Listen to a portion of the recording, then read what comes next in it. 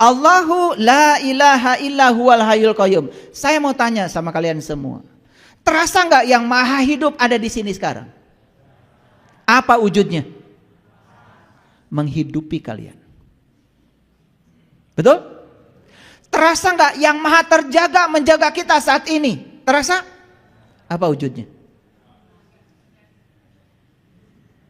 Dia tidak pernah meninggalkan kita sesaat pun. Kalian makan, selesai makan, dia yang ngurus semuanya. Mana yang buat anus, yang mana buat ginjal, mana yang buat darah, yang mana buat otak, mana buat mata, mana dipisah-pisah oleh dia semuanya. Sadar nggak? Masih mencari keluar? Kalian lagi nguris bawang di dapur, sek, kena darah, ada darah. Ambil betadin, tutup. Sel dalam tubuh ini hanya dalam sekejap melakukan aktivitas dengan kecerdasannya, menguntai diri untuk menghentikan darah dulu. Besok-besok menguntai diri untuk apa? Menyempurnakan yang terkoyak. Besok-besok menguntai diri untuk menyempurnakan. 2 minggu setelah kalian terluka, gak ada bekas lagi. Masih mencari Allah di luar dirimu. Masih mencari yang maha terjaga di dalam diri kita. Ya Allah, kalian bisa melihat karena kehadiran dia. Kalian bisa mendengar karena kehadiran dia. Kalian bisa mengunyah semua makanan dan merasakan semua makanan karena kehadirannya. Kalau tidak ada napas, semua tidak bisa dirasakan. Masih mencari di luar dirimu. Heran saya.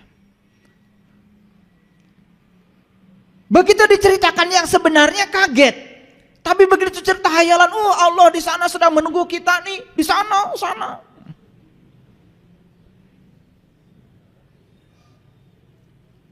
Karena sudah terparadigma, otak kita sudah terbentuk seperti itu.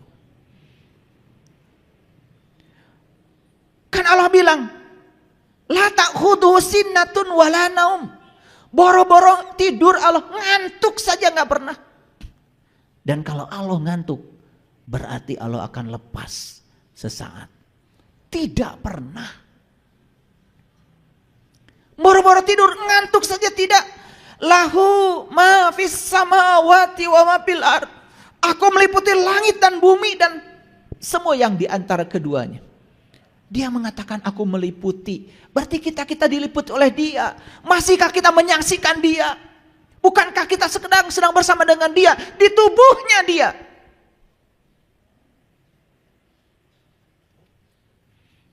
Kalau ikan masih menanyakan di mana garam, wajar. Karena dia tidak sadar. Padahal dia hidup di laut. Kalau burung masih menanyakan di mana angkasa, wajar. Karena dia tidak sadar. Tapi kalau manusia masih menanyakan di mana Tuhan, tidak wajar.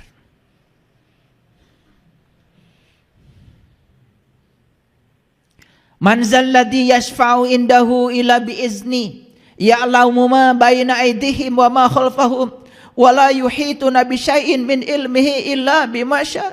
Wasi'a kursiyyus samawati wal ard. Kursi. Apa kursi? Kursi itu siloka dari kekuasaan. Wasi'a kursiyyus samawati wal, kekuasaannya meliputi langit dan bumi. Itulah hebatnya yang Maha Kuasa. Semakin dia berkuasa, semakin dekat dengan yang dikuasainya. Terasa nggak kuasanya Allah pada diri kita? Kalian sekarang bisa menggerakkan tangan, kuasa siapa? Kalian bisa membuka kacamata, kuasa siapa? Kalian bisa memasakkan kancing, masuk ke lubang kancing, kuasa siapa? Itu bukti bahwa kursinya, kuasanya meliputi langit dan bumi. Itulah bedanya kuasa Allah dengan kuasa manusia. Manusia jadi RT masih gampang ditemui. Mulai jadi lurah susah. Jadi camat tambah susah. Jadi bupati tambah susah. Jadi gubernur tambah susah. Makin banyak ringnya. Hesek panggil jeung saya. Makin tinggi jabatan manusia, makin jauh dari yang dikuasainya. Beda dengan Allah, makin maha kuasa. Justru kemahakuasaan Allah, Allah semakin dekat dengan yang dikuasainya.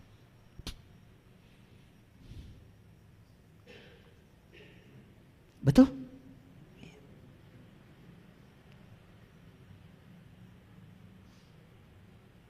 Saya punya murid wali kota.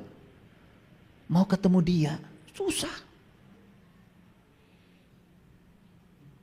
Harus lewat ajudan.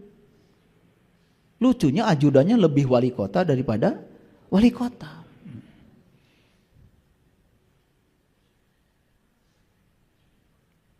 Biasa kalau musim gini nih, pada pura-pura dekat dengan kita.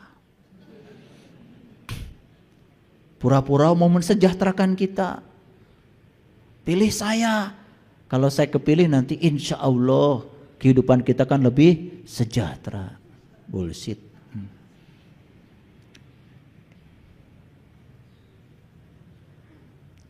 Ya saya bukan sedang menceritakan siapa-siapa. Saya cuma menceritakan bedanya kekuasaan Allah dengan kekuasaan manusia.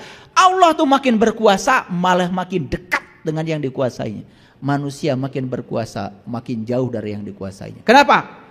Itulah keterbatasan manusia. Kekuasaan manusia itu 5 tahun. Paling juga 10 tahun. Kekuasaan Allah tanpa batas.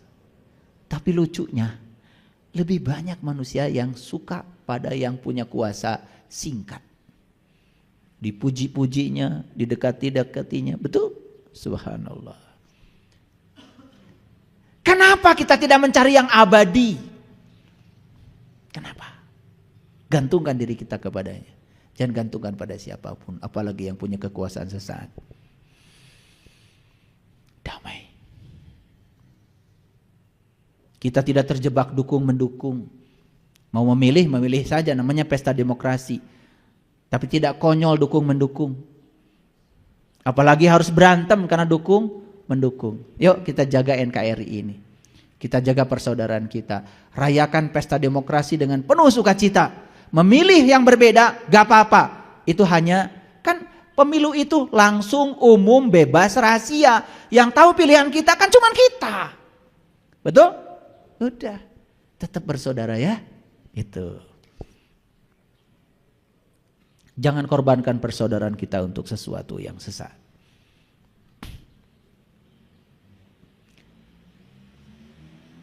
Apa pesan saya yang ingin saya sampaikan di sini? Ini yang ingin saya sampaikan. Ini yang ingin saya sampaikan. Di Quran surat lanjutannya, yaitu Quran surat 2 ayat 256, Allah mengatakan la ikraha fiddin. Tidak ada paksaan dalam agama. Agama urusan keyakinan. Keyakinan urusan percaya atau tidak percaya. Tidak boleh dipaksa. Berarti gimana caranya supaya percaya dan tidak percaya kita teka paksa. Betul? Itulah pentingnya kita kembali mengikuti cara beragamanya para nabi, para rasul. Nabi Muhammad, ya, kan sebelum beliau sholat, beliau Isra Mi'raj dulu. Betul? Beliau mencari dulu siapa Tuhanku. Beliau mencari dulu siapa yang harus aku sembah. Setelah kenal, ketemu, baru beliau sholat. Terpaksa enggak? Enggak, sholatnya itu karena cinta. Karena sudah tahu dan kenal. Nah kita ini kan sholat jadinya kewajiban. Dilaksanakan dapat pahala, ditinggalkan dapat siksa. Jadi transaksional. Seakan-akan itu benar. Padahal kita tuh sebetulnya gak mau sholat. Kali aja dapat surga. Sebetulnya gak mau sholat, cuman takut disiksa dalam neraka. Konsepnya sudah berbeda. Nabi Ibrahim kan tidak sholat dulu. Beliau mencari dulu siapa Tuhanku. Nanti saya tunjukkan ayatnya. Oke, clear sampai sini? Nah, jadi itu metodenya yang harus kita ikuti. Makanya kata Nabi Muhammad, Qul in kuntum tuhibbunallah fattabi'uni. Itu diabadikan dalam Quran kata-kata itu. Jika kamu ingin mendapatkan cintanya Allah, ikuti aku. Yuhibbukumullah, pasti Allah akan mencintaimu. Jadi Allah jadi kekasih, bukan mitra dagang kita. Paham?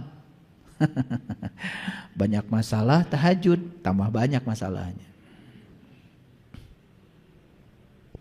Ya mau tahajud, tahajud saja. Kalau orang yang sudah cinta pada Allah, ada masalah gak ada masalah. Jamnya malam tahajud, ya tahajud saja. Seperti Allah mencintai dia, tanpa syarat. Paham? Itu namanya ikhlas. Lanjut dulu.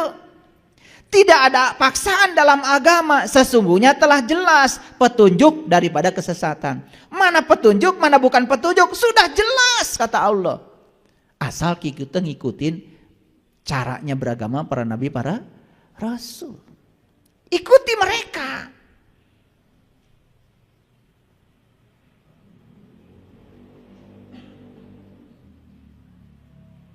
Jadi Quran itu oleh Nabi Muhammad dibicarakan dulu atau dialami dulu? Ulangi. Dibicarakan dulu, dialami dulu. Pintar kalian tuh ya kalau menjawab. Ulangi sekali lagi kalau gitu. Dibicarakan dulu, dialami dulu. Setelah dialami pasti cocok kan? Kalian dibicarakan dulu, dialami dulu. Jadi ngikutin siapa? Nabi Muhammad sholat dulu, ketemu dulu sama Allah. Hah? Ketemu dulu baru sholat. Kalian? Ngikutin siapa?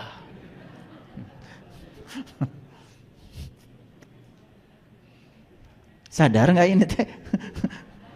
Bisa tertawa ya? Mentertawakan siapa? Selama ini mentertawakan siapa? Orang lain so.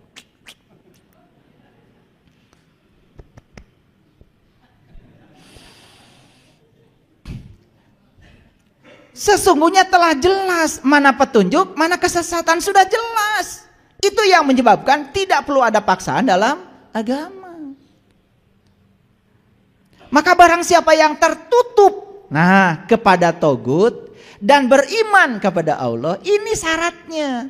Supaya kita tidak salah dalam menangkap perumpamaan, kita harus tertutup terhadap togut dan beriman kepada Allah. Tahu togut? Togut, Nabi Ibrahim kan terkenal ngampakin semua patung-patung. Itu siloka. Siloka. Perumpamaan. Apa patung?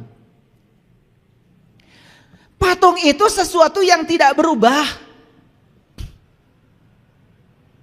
Paham? Patung yang dibuat oleh ahli seni gak bahaya, gak bahaya. Pernah ada yang ditonjok patung? Difitnah patung? Dihina patung? Oh, itu patung kurang ajar menghina saya. Itu patung itu yang dibuat oleh ahli seni, itu seni. Bukan itu yang dikampakin oleh Ibrahim, bukan itu.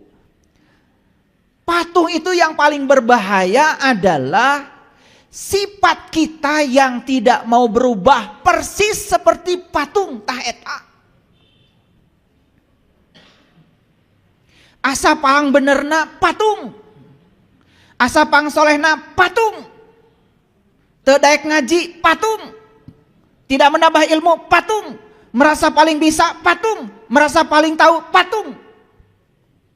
Sekarang saya tanya, bener nggak ini? Ada patung nggak di situ? Kampakin. Itu cuman kita menangkapnya patung ya patung. Jadi aja kita juga ngikut-ngikut. Ada patung, marah, jebret cek patung teh. Naon salah kuring. Gelo sih ya, gitu cek patung. Untung patung teh bisa ngomong. Patung dikampakin, kata patung, apa salah gue? Nunyian gesia. Ngerti maksud saya? Saya pengen nyubit sama kalian itu. Bukan itu. Sifatmu yang tidak mau berubah, merasa paling benar, merasa paling soleh, di zona nyaman, eta rezeki, geus puguh teu mahi. Kudu mahi. Usaha tambahan deui. Karunya atuh bojo di bumi teh. Mere saeutik kudu mahi sabulan, meuli kalender mahi satahun. Pasea teh ku sabab saeutik. Kitanya kayak patung, ya, nggak mau merubah nasib. Geus gawe kitu teh, kitu we, geus puguh teu mahi. Ngerti nggak? Saya kadang-kadang lucu ya. Saya kadang-kadang ngobrol ya dengan teman-teman yang sama-sama PNS dengan saya. Setiap ngomong tuh, kan PNS gajinya sedikit pak. Atuh nah mana teh maka jadi PNS. Titah saha. Betul nggak? Geus saeutik teh diomongkeun we terus. Keluar. Jadi pengusaha. Kalau kita kerja di orang itu satu kuncinya, kita menyiapkan masa depan orang. Tapi kalau kerja sendiri menyiapkan masa depan kita, itu yang benar. Geus puguh saeutik kudu mahi. Di amplopan ge tetep teu mahi. Ieu keur listrik, ieu keur ieu. Giliran budak mah hoyong jajan, eueuh amplopna ge. Pas saya teh saeutik. Oleh karena itu kita harus berubah. Nah sifat yang tidak mau berubah itu patung. Ngerti? Itu berhala yang sebenarnya. Itu kelihatan sekarang ada pada dirimu. Kampakin toh. Kok mau paling gede nama? Kampakin. Paham maksud saya? Nah perhatikan saya. Sudah jelas mana petunjuk, mana kesesatan. Karena itu barang siapa yang tertutup kepada togut dan beriman kepada Allah, maka sesungguhnya ia telah berpegang kepada tali yang amat kuat, yang tidak akan putus, dan Allah maha mendengar lagi maha mengetahui. Masih ingat tali kemarin? Masih ingat? Atau masih lupa? Baru minggu kemarin saya cerita tali Allah. Masih ingat apa tali Allah? Apa?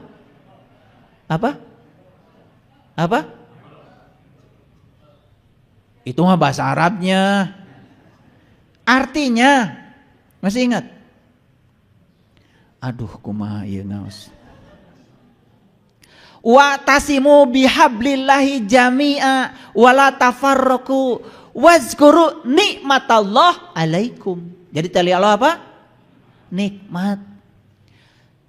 Tali Allah yang sebenar itu nikmat. Nikmat apa? Nikmat bersama Allah. Kalau yang sudah merasakan nikmat bersama Allah, sudah tahu dan kenal kepada Allah, berarti dia sudah tahu tali Allah. Itu habel. Kalau orang yang sudah tahu tali Allah itu sudah merasakan, tidak mungkin centang perenang, tidak mungkin saling menyakiti, tidak mungkin. Karena apa? Dia sadar kalau Allah itu adalah Dia yang sama yang berada di tubuh yang berbeda.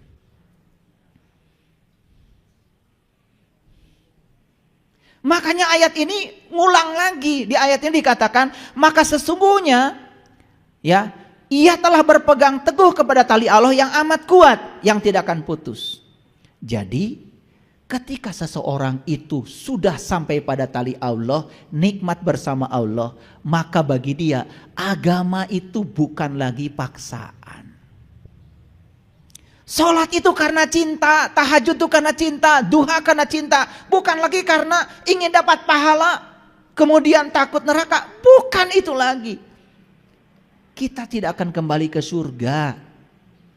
Kita akan kembali ke Allah. Kan Allah bilang, inna lillahi wa inna ilaihi rajiun. Asal dari Allah kembali kepada Allah. Surga itu bukan tempat. Surga itu adalah kenikmatan ketika kita sudah kembali kepada Allah. Kalau kita sudah balik kepada Allah sekarang bersama Allah, ketemu tali Allah, surga itu.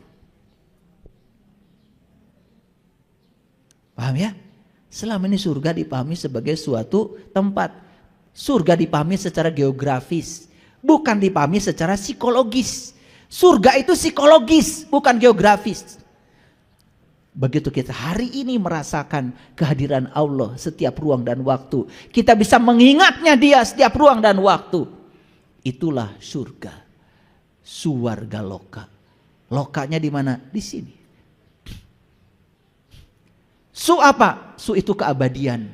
Warga apa? Kumpulan. Yang abadi sudah berkumpul di sini. Ini tempat ngumpulnya segala keabadian. Rasakan di sini saat ini sekarang. Ketemu tuh.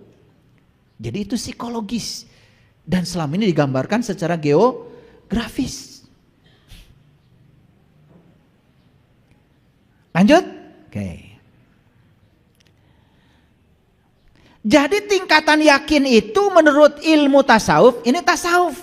Nah sekali lagi, tasawuf itu sudah akademis.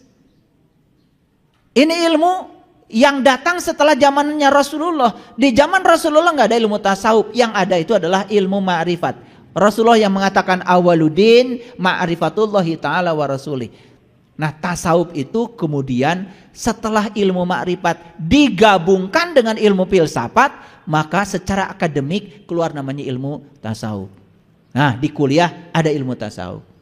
Nah namanya ilmu buatan manusia, dikreasi oleh manusia. Ya supaya kelihatan ilmunya kan ada 4 tingkatan yakin. Nah, kelihatan kan kuliahnya? Nah, nanti mahasiswa sebutkan 4 tingkatan yakin. 1 ilmu yakin, 2 ainul yakin, 3 hakul yakin, 4 isbatul yakin. Langsung A. Begitu ditanya mahasiswa, apa artinya? Teing. Nah yakin itu, percaya itu ada 4 tingkatan. Menurut ilmu ini ya. Yang pertama ilmu yakin. Yang kedua ainul yakin. Yang ketiga hakul yakin. Yang keempat isbatul yakin. Kata isbat ini ada di Quran surat An-Nisa ayat 66. Catat itu. An-Nisa ayat 66 bagian akhir itu mengatakan wa asyadda tasbita isbat isbat isbat. Isbat. Oke tadi saya cerita Ahad 1, Senin 2, Selasa 3, Rabu 4, Kamis 5, giliran Jumat enggak 6. Jumat jamaah menyatu. Sabtu itu dari isbat. Isbat. Sabtu itu teguh sebetulnya. Barang siapa sudah jamaah, jamaah itu sudah ngumpul merasakan kehadiran Allah, ya isbat. Teguh. Jadi isbat itu artinya teguh. Makanya iman yang paling tinggi namanya isbatul yakin. Yakin yang paling teguh. Nah supaya tidak susah, kalau didefinisikan nanti jadi keliru, saya kasih gambaran begini. Ada berita. Katanya ada kecelakaan di tol Cipularang.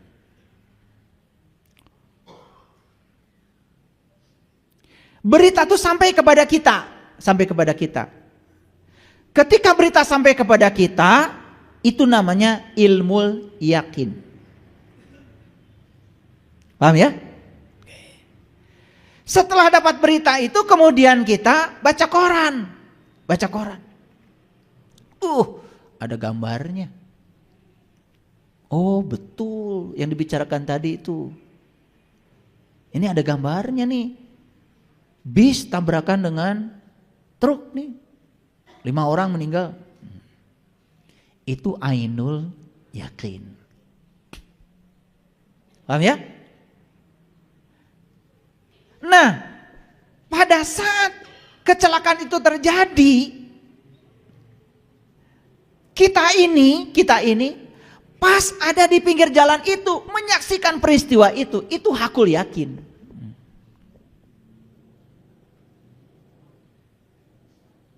Nah, isbatul yakin yang mana? Yang mengalami kecelakaan itu adalah kita.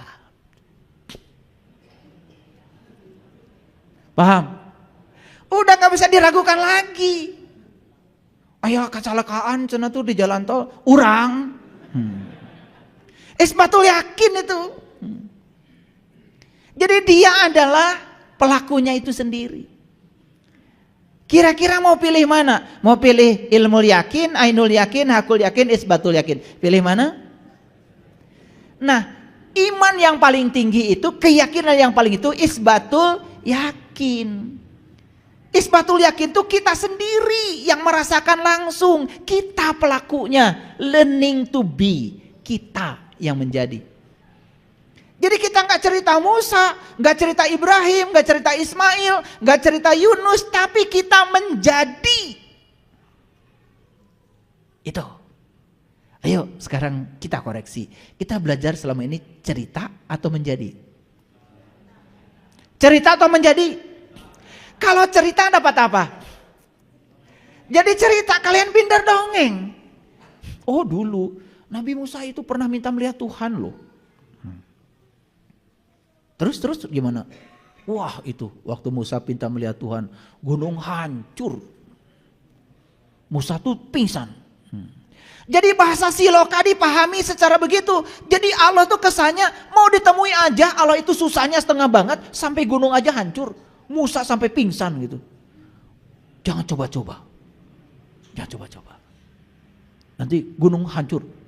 Kamu nanti pingsan kayak Musa. Jadi kata pingsan di Quran itu betul-betul dipahami secara silok. Itu kan menyesatkan. Masa ketemu Tuhan tidak bahagia? Bukankah pertemuan dengan Dia itu adalah puncaknya kebahagiaan? Betul? Itu bahasa siloka. Harusnya dipahami secara sebenarnya. Bukan dalam bahasa umpama. Lanjut dulu. Jadi mau mana? Ilmu yakin, ainul yakin, hakul yakin, isbatul yakin. Mau yang mana? Pasti.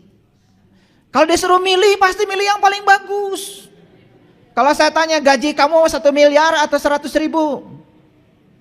Pasti 1 miliar. Tapi giliran 1 miliar itu syaratnya ini. Mulai mikir. Betul enggak? Kita itu pengen yang gede tetapi caranya enggak mau. Kalau mau isbatul yakin, ya tidak gratis. Caranya memang tidak sederhana. Walaupun hasilnya sederhana. Proses menuju ke situ tuh tidak sesederhana yang kita bicarakan.